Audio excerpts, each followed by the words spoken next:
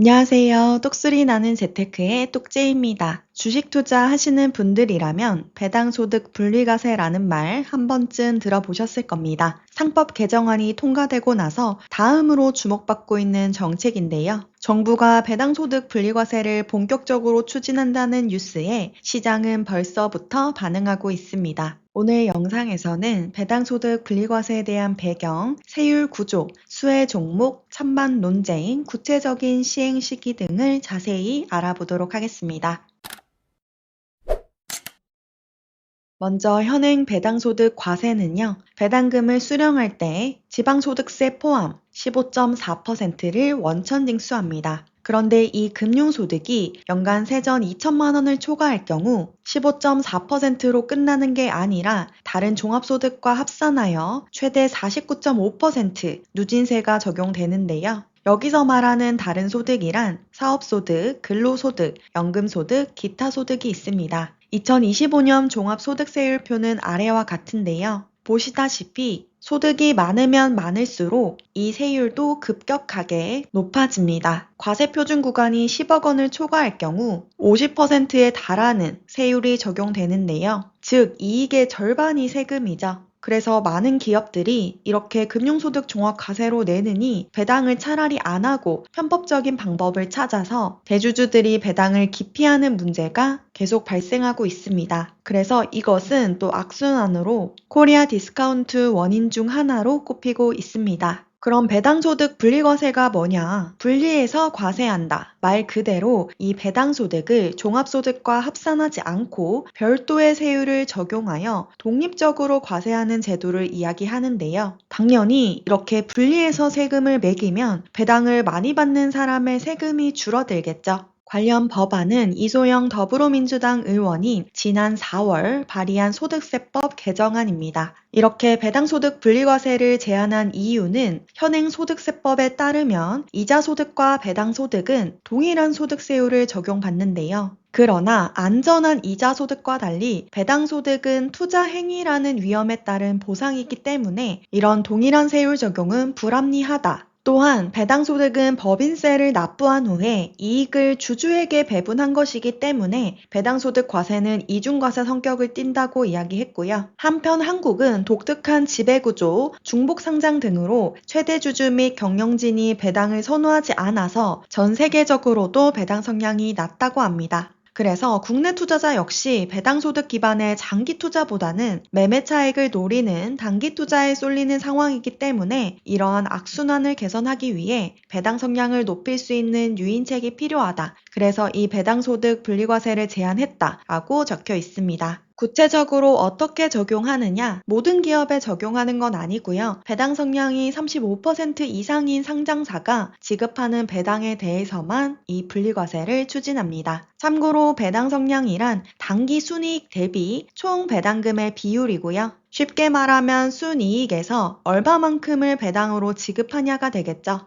배당소득 분리과세로 세금이 낮아지면 배당 확대로 이어지고 이는 주가 상승으로까지 이어져 코리아 디스카운트가 해결 가능하다라는 입장입니다. 현재 제시된 세율은 배당소득 2천만 원 이하까지는 기존대로 세율 14%가 적용되고요. 참고로 여기 나와 있는 세율은 지방소득세를 제외한 세율입니다. 그리고 배당소득 2천만 원 초과 3억 원 이하에 대해서는 세율 20%가 적용되고요. 3억 원을 초과할 경우 세율은 25%입니다. 그러니까 기존보다 훨씬 세율이 확 줄어들게 된 거죠. 이재명 대통령도 관련하여 여러 가지 언급을 했는데요. 증시 부양을 강조하고 배당을 확대해야 한다 이야기했습니다. 그리고 기업들의 배당을 촉진하기 위한 세제 개편, 제도 개편을 준비 중에 있다고 이야기했고요. 국민이 주식 투자를 통해서 중간 배당도 받고 생활비도 벌 수 있게 이 주식 투자를 부동산에 버금가는 그런 대체 투자 수단으로 만들 것이라고 했습니다. 또한 이렇게 배당이 늘어나게 되면 오히려 세수도 증가할 수 있다라고 이야기했는데요. 그만큼 이번 정부의 방향은 증시를 부양하고 배당을 늘리는 쪽으로 향하고 있습니다. 만약 배당소득 분리과세가 적용된다면 여러 가지 긍정적인 효과가 있겠죠. 우선 소액주주와 외국인 투자자 입장에서는 배당주의 투자 매력이 상승할 수 있고요. 이렇게 되면서 국내 증시에 대한 자금 유입을 기대할 수 있습니다. 그리고 이 분리과세 혜택을 받기 위해서 배당을 늘리는 기업도 늘어날 수가 있겠죠. 그런데 소득이 높을수록 감세 효과가 커지기 때문에 이것 또한 부자 감세가 아닌가라는 의견도 적지 않습니다. 2022년 귀속분 배당 소득은 약 29조 원이라고 하는데요. 이 중에서 펀드 포함하여 배당금을 수령한 투자자는 총 1,724만 명이라고 합니다. 이 중에서 상위 0.1%의 배당 소득은 1인당 평균 8억 3천만 원이고요. 상위 1%는 1억 2천만 원입니다. 그리고 상위 1%를 제외한 하위 99%의 평균 배당 소득은 약 50만 원이라고 하고요. 하위 50% 같은 경우는 만 원 안팎이라고 합니다. 그런데 배당소득 분리과세 세율을 보면 배당금이 클수록 우대세율이 올라가는데요. 기존의 최고 세율은 45%이지만 해당 법안이 통과될 경우 최고 세율은 25%로 대폭 줄어듭니다. 그래서 상위 0.1% 같은 경우는 약 4,342만 원의 세금 감면 효과를 볼 수가 있고요. 재벌 총수 상위 10명은 약 79억 원의 소득세 감면이 추정됩니다. 하지만 대부분은 하위 99%에 속할 거고 평균을 내봤을 때 9,160원의 세금 감면 혜택을 받을 수 있습니다. 즉 상위 1%가 전체 감세 효과 중 87% 대다수를 차지한다고 보면 되는 거고요. 그래서 이건 대주주나 재벌 총수 등의 혜택이 집중된 부자 감세 정책이 아니냐라는 의견도 만만치 않습니다. 어찌됐든 배당소득 분리과세 기대감에 배당주에 대한 투자 관심도 높아지고 있는데요. 현재 국내 배당 ETF의 운용자산 규모는 약 2조 7,500억 원입니다. 이는 작년 말 대비해서는 130%, 2022년 말 대비해서는 무려 341% 증가한 수치입니다. 대신증권 자료에 따르면 아직 2025년이 채 가기도 전에 굉장히 운용자산이 늘어난 것을 볼 수가 있죠. 관련 정책이 언급되면서 최근에 투자자금이 배당주 ETF로 계속 유입되고 있습니다. 그럼 직접적인 수혜 종목도 한번 살펴보면 좋을 것 같은데요. 우선 배당 성량이 높은 상장사가 주목을 받을 수 있겠죠. 5년 평균 배당 성량 35% 이상 종목들이 거론되고 있고요. 작년 기준으로 배당 성량이 35% 넘는 상장사는 323개라고 합니다. 전체 상장사 중에는 약 12% 정도 비율을 차지하고 있고요. 여기에 더불어서 최대 주주의 지분이 높은 회사도 주목을 받고 있습니다. 최대 주주가 많은 지분을 보유하고 있을수록 이 절세 효과가 크기 때문에 본인이 배당을 많이 받기 위해서 배당을 늘릴 가능성이 높겠죠.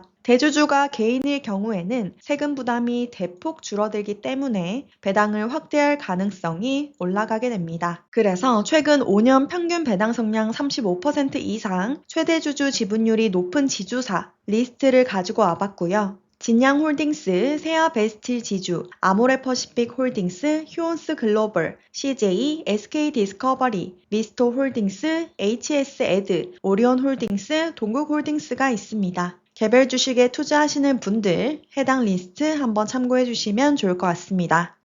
이번에는 ETF도 한번 살펴볼 건데요. 올해 같은 경우는 투자 성과가 고배당주보다는 배당 성장주의 성과가 더 좋았다고 합니다. 코스피가 27.29% 오를 동안 코스피 고배당 50지수는 27.39% 올랐고요. 코스피 배당 성장 50지수는 무려 31.97% 상승하였습니다. 배당 성장과 고배당, 이 두 지수 모두 금융섹터의 비중이 높음에도 불구하고 이렇게 성과 차이가 나는 이유는 세부 구성업종의 차이 때문이라고 하는데요. 배당 성장주 같은 경우는 증권업의 비중이 높고 보험업의 비중이 낮습니다. 반면 고배당 지수는 은행업의 비중이 더 높은데요. 올해 들어서 증권주의 주가가 정말 크게 올랐기 때문에 이 배당 성장주의 성과가 더 높았습니다. 증권, 보험, 은행업의 연초 대비 수익률을 보시면 증권업이 연초 대비 92.5% 상승하여 정말 압도적인 성과를 보이고 있습니다. 또한 배당 성장과 다르게 고배당 지수에는 자동차의 종목 비중이 더 높다는 점도 상대적으로 성과가 저조한 요인 중 하나입니다.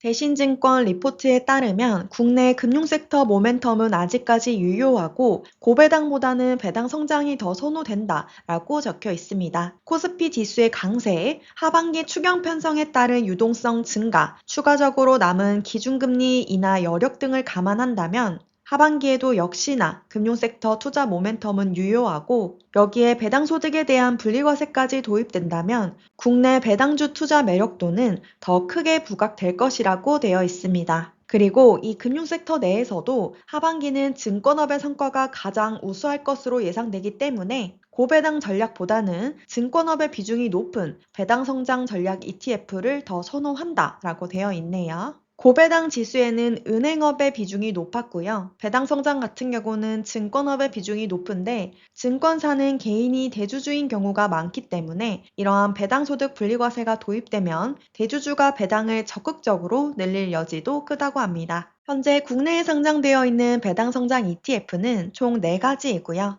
먼저 최근에 상장된 타이거 코리아 배당 다우존스, 두 번째 타이거 배당 성장, 세 번째 코덱스 배당 성장, 네 번째는 코엑트 배당 성장 액티브 종목입니다. 4개의 종목 중에서 포트폴리오 내 증권업종의 비중이 가장 높은 상품은 근소한 차이로 코덱스 배당 성장이고요. 두 번째는 타이거 배당 성장입니다. 또한 포트폴리오 내에 세법 개정 수혜 예상 기업의 비중이 가장 높은 종목은 코엑트 배당 성장 액티브라고 하네요. ETF를 통해서 배당 성장주에 투자하실 분들 해당 ETF 참고하시면 되겠습니다. 이 배당소득 분리과세는 어떻게 보면 우리나라 자본시장의 체질을 바꾸겠다는 시도가 아닐까 싶은데요. 사실 그동안 배당을 꺼려온 이유는 명확했죠. 기업 같은 경우는 대주주가 세금 폭탄을 맞을까봐 배당 자체를 크게 늘리지 않은 경우가 많았고, 개인 같은 경우는 사업소득이나 근로소득이 있을 경우 여기에 배당소득까지 붙어버리면 금융소득 종합과세에 대한 부담이 생기기 때문에 아무래도 꺼려온 건 사실입니다. 하지만 해당 법안이 진짜로 통과하게 된다면 실질적인 세금 부담은 어느 정도 줄어들 수가 있는데요. 하지만 여러 이해관계 조정도 필요한 상황입니다. 분리과세를 도입하면 정부는 세수 감소가 얼마나 될지 그리고 조세 형평성을 고려한 구간별 세율 조정 논의도 필요해 보입니다. 배당소득 분리과세 대체 시행은 언제 하냐 궁금하신 분들 많으실 텐데요. 현재 7월 말에 발표되는 세법 개정안에 해당 내용이 포함될 가능성이 유력하기는 하지만 기획재정부에서는 구체적인 내용은 아직 확정된 바가 없다며 여러 차례 공식 입장을 밝혔습니다. 만약 이번 세법 개정안에 해당 안이 포함되어 초안이 확정된다면 9월 정기국회에 제출되고 이후 상임위와 본회의 의결 과정을 거친 후 최종 법안 통과 시 시행령 공포 일정도 확정됩니다. 이 일정대로 착착 진행이 된다면 내년 1월 1일부터 시행될 수 있습니다. 어찌됐든 자본시장 활성화를 위한 이런 다양한 시도들은 긍정적인 방향으로 나아가고 있다고 보고요. 이런 제도 하나가 모든 걸 바꾸긴 어렵겠지만 개인 투자자 입장에서 조금이라도 유리한 환경이 만들어진다면 더 많은 사람들이 이 주식 투자를 통해 자산을 키워나갈 수 있는 기회가 될 수 있겠죠. 앞으로도 이런 배당 관련 정책이나 세제 변화처럼 실제 투자에 영향을 주는 이슈들이 나올 때마다 빠르고 쉽게 정리해서 전달드리도록 하겠습니다. 오늘 영상 도움되셨다면 좋아요, 구독 부탁드립니다. 저는 또 유익한 영상으로 찾아뵐게요. 마지막으로 똑제 전자책이 2025년 최신 개정판으로 업데이트 되었습니다. 이번에도 역시나 많은 분들이 궁금해하시는 내용들을 포함하여 실질적으로 도움될 만한 아주 알찬 내용들로만 담았으니까요. 관심 있으신 분들은 고정 댓글 참고 부탁드리겠습니다. 오늘도 끝까지 시청해 주셔서 감사합니다. 오늘 내용 도움되셨다면 구독과 좋아요 부탁드립니다. 감사합니다.